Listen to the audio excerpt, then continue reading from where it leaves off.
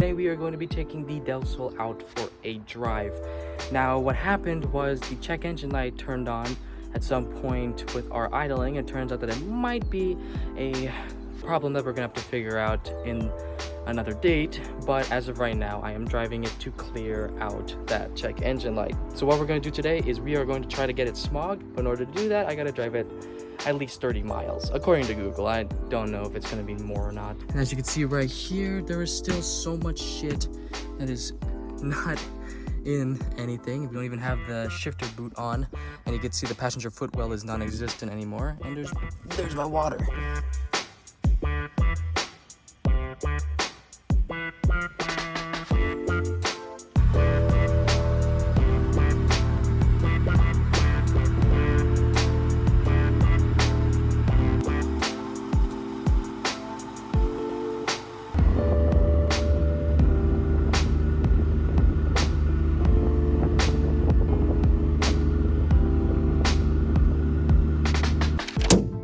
Oh my gosh, bro. Are you serious, bro? Look at this. Gross polluter. How is it at 700 the max and it's at 2000? That's insane. Oh my god. Alright, I just got back from AutoZone. We got the new O2 sensor right here by Bosch. And we got the old O2 sensor right here. I just removed the heat shield. We're gonna go and take that out and see if the car performs any better with an O2 sensor in it, or I guess a new one. Let's do it.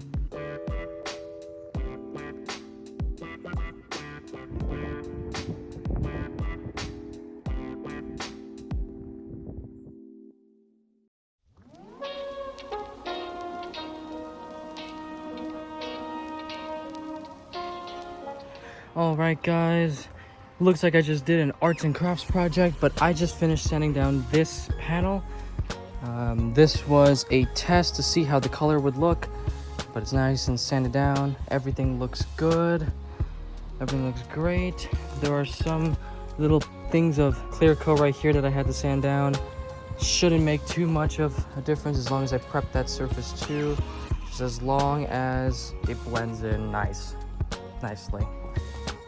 Another thing too, I actually managed to not dirty up this shirt, so that's pretty cool. All right, with the fender now prepped, we gotta do the same with the bumper. And with that, I wanna get these like little nooks and crannies, so I'm gonna have to really get in there and sand it down. So, the power of editing magic, it'll be like instant.